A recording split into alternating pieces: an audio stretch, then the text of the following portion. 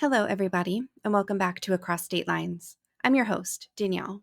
Thank you so much for tuning into the podcast for episode 20, where today we will be discussing two Jane Doe cases, the 1958 case of Little Miss X and the 2003 case of Devil Dog Jane Doe, both women who had been found deceased in northern Arizona and never identified. We will also be talking about the cases of a handful of missing women who may possibly be the Jane Does who have yet to receive their name back. On Halloween of 1958, the skeletal remains of a young girl was found in Coconino County, Arizona, where she had been dead between 9 to 18 months and left on a hillside, and her death was labeled as a homicide. A handful of items were found along with her, and an autopsy determined her to be between the ages of 11 to 17. Numerous missing girls were considered to be Little Miss X, but nearly 60 years later, Little Miss X has never been identified, and who she was in life remains a mystery. And in October of 2011, the body of an elderly woman was discovered just outside of Williams, Arizona, and it was concluded that she had died from a blow to the head and dumped off the side of Devil Dog Road.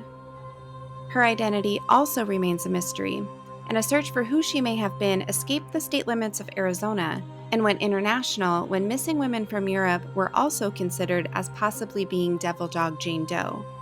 While these women's deaths clearly have nothing to do with one another and spanned over 50 years apart, both women were given ominous nicknames in place of Jane Doe, and both are not only unidentified, but had been dumped in remote areas not incredibly far from one another.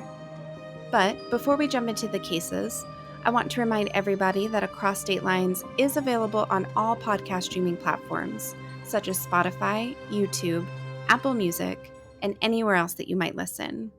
If you are liking Across State Lines and would like to leave us a rating, a review, or a follow, it would be greatly appreciated. If you want to leave us any feedback, go to our website and send us an email. Thank you so much for listening. And now, let's dive into the cases of Little Miss X and Devil Dog Jane Doe.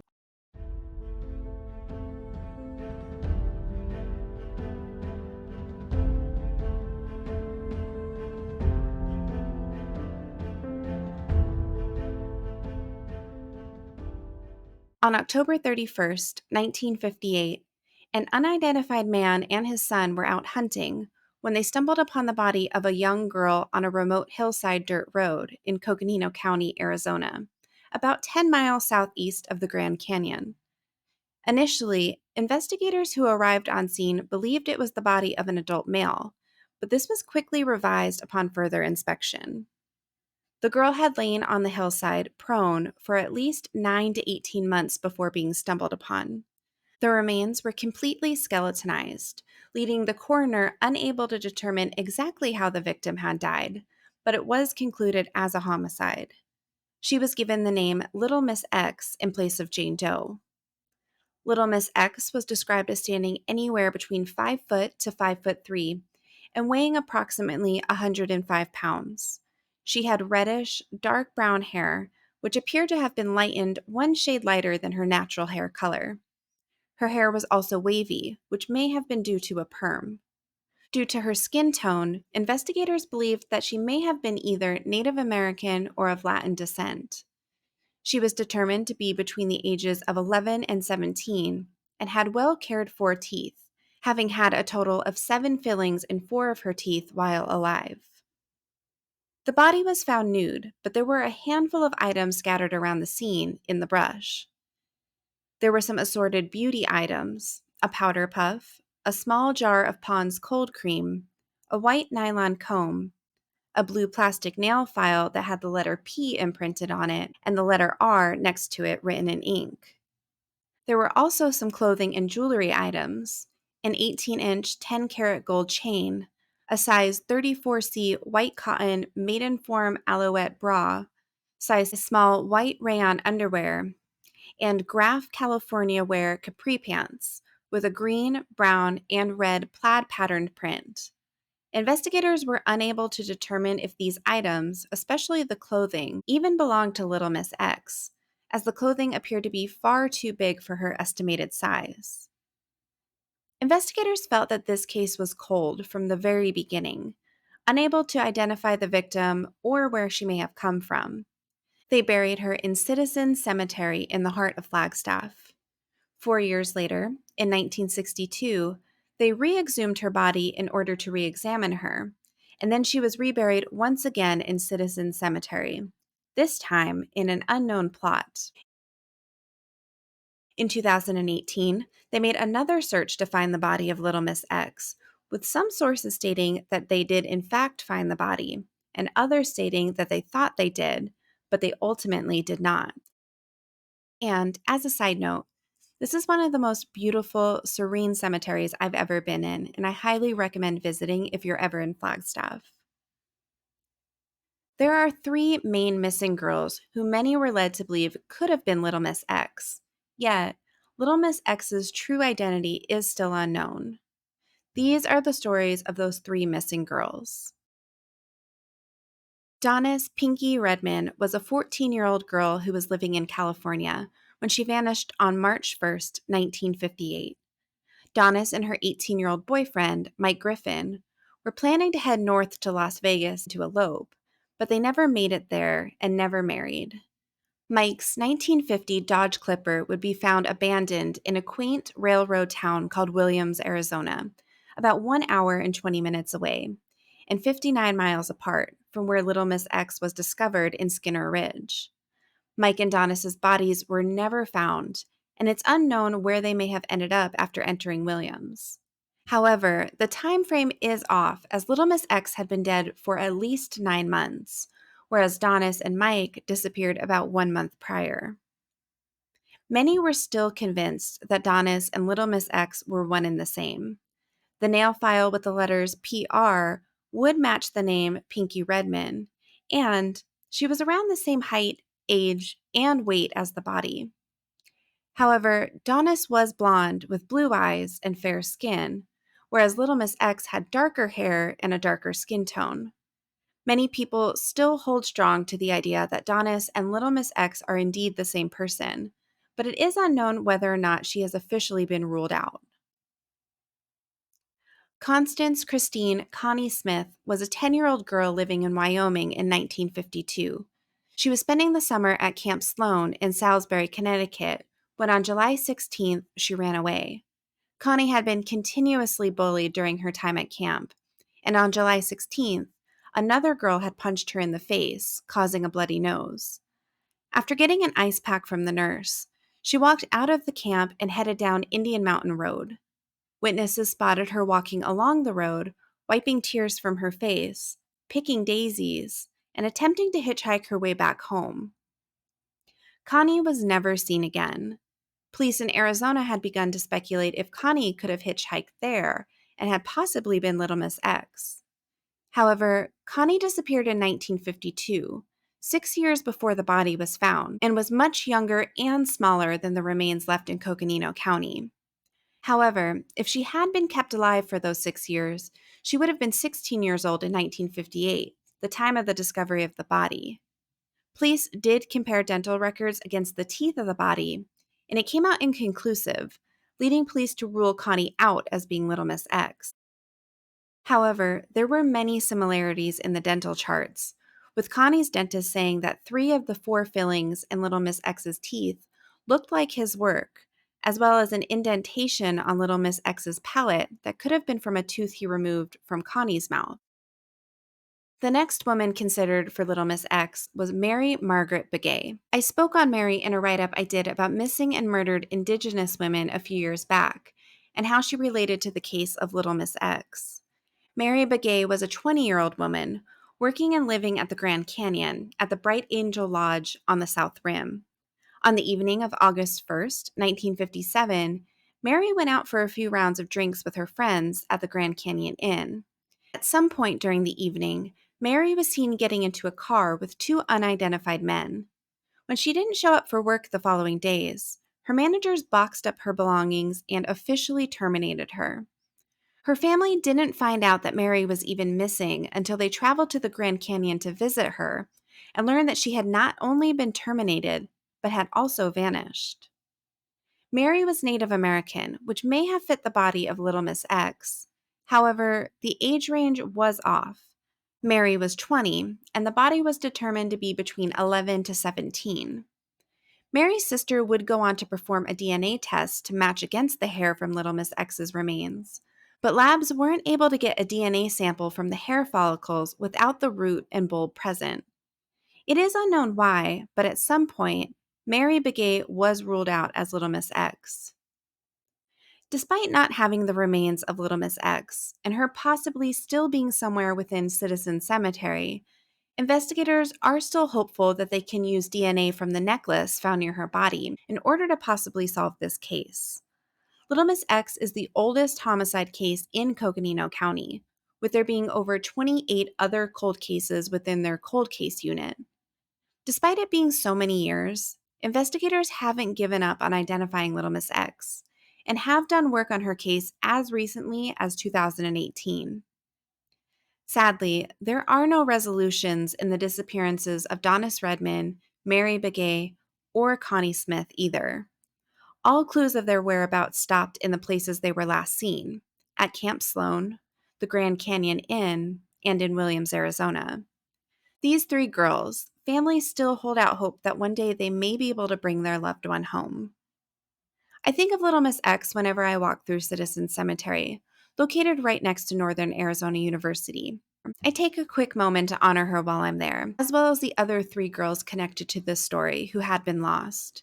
And I can't help but wonder, how do you just lose a body within a cemetery, burying them with no marker or headstone?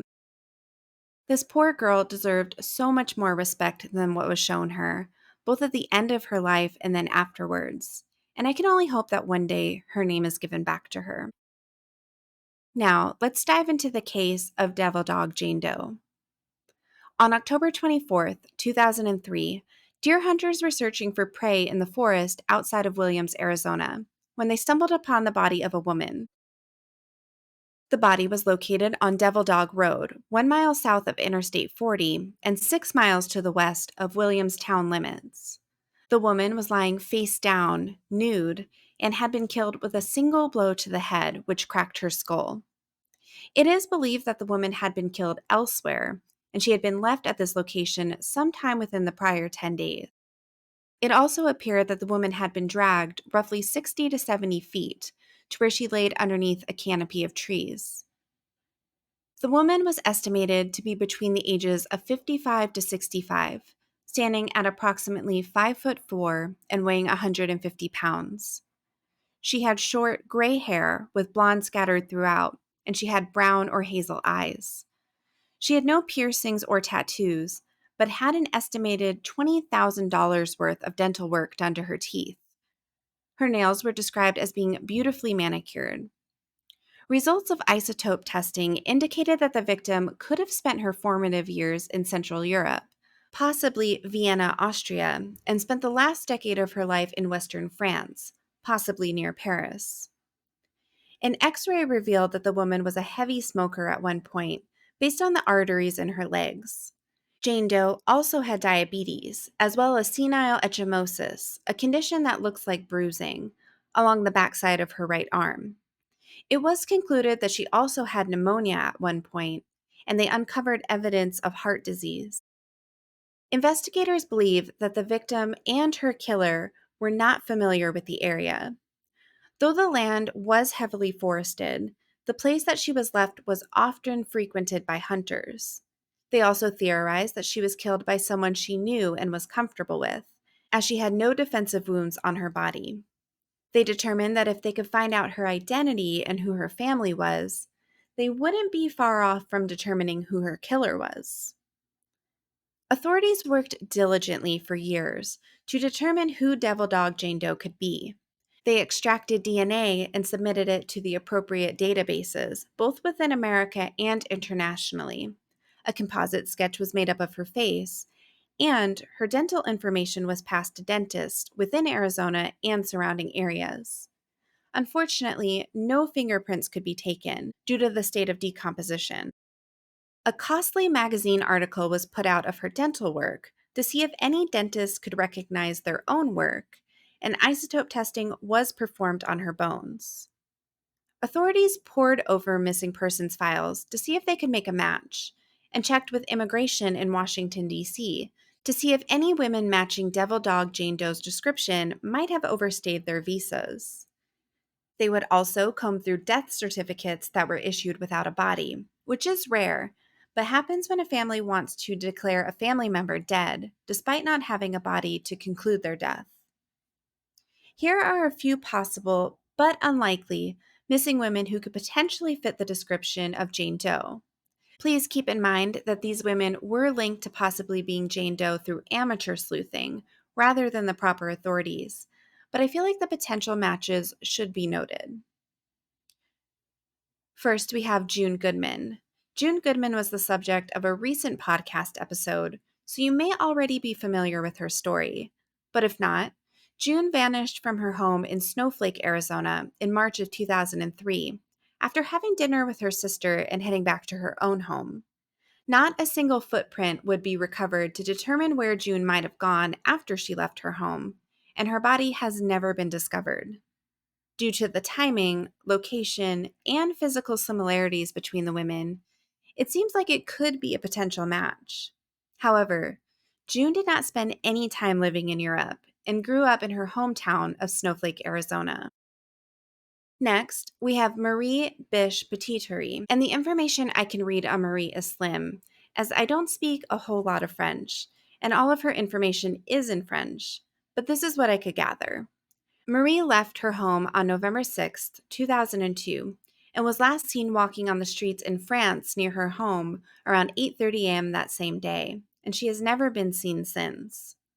While it seems improbable that Marie would wind up in Arizona, the physical similarities between Marie and Devil Dog Jane Doe are striking, and with Devil Dog Jane Doe having isotope testing that proves she spent some time in France. While there is really limited information, I thought the comparison should be more heavily looked into. And if there's anybody else who is better at speaking French than I am and would like to dive into this more, please let me know any additional information you might find. Send me an email or write it in the comments. Next, we have Anneliese Schweikart. Anneliese was a German woman who was living in Sarasota, Florida, before she disappeared on April 9th, 2003. It is believed that Annaliese's tenant had murdered her, and blood was found in her apartment when a welfare check was performed. Anneliese has never been found. And while it does seem unlikely that Anneliese was killed in Florida and disposed of across the country in Arizona, the physical similarities are once again striking. However, the timing of her possible death compared to when the body was discovered in Arizona doesn't seem to match up. In an effort to discover Devil Dog Jane Doe's true identity, there have been numerous rule-outs of different women from Arizona, North Carolina, and Virginia who have all never been discovered. These women include Janet Fairhurst from Arizona, Catherine Nelson from Arizona, Elizabeth Rogers from North Carolina, Patricia Schmidt from Virginia, Deanna Vicari from Arizona, Vernette Wester from Arizona, Billy Willard from North Carolina, and Lisa Zukowski from Arizona. Now, while I don't have a very strong opinion on who Little Miss X might be, though I do lean towards Donis Redman, I do have a stronger theory on Devil Dog Jane Doe. I believe that Devil Dog Jane Doe was visiting Arizona on vacation from Europe and was in the process of traveling with a companion to see the Grand Canyon.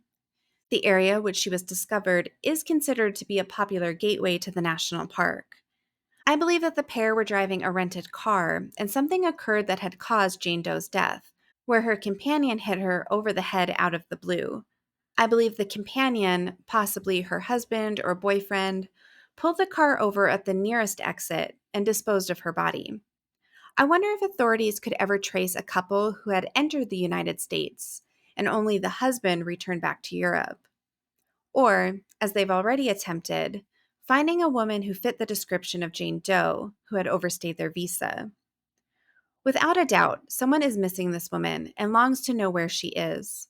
Whether that be in Arizona or overseas is unclear, but someone out there has to be wondering about their missing loved one who had visited the state of Arizona in 2003 and never returned.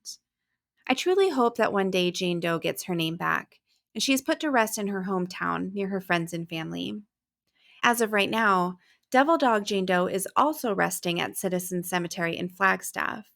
She was placed in the Potter's Field alongside other unidentified deceased persons, and she doesn't even have a grave marker to mark where she was laid to rest. If anything, Citizen Cemetery is an absolutely beautiful place to be buried, full of lush green trees in the summertime and a blanket of powdery snow in the winter. But it's not where either of these Jane Does belong. They belong near those who loved and cared for them, those who are longing for them to return. Thank you so much for listening to Across State Lines, and we will be back next week to dive into another unsolved case. Please follow or subscribe to Across State Lines on your podcast listening platform so that way new episodes will drop directly into your listening feed. If you'd like to rate or review Across State Lines on whatever platform you listen to, it would be greatly appreciated. Thank you so much, and join us again next week.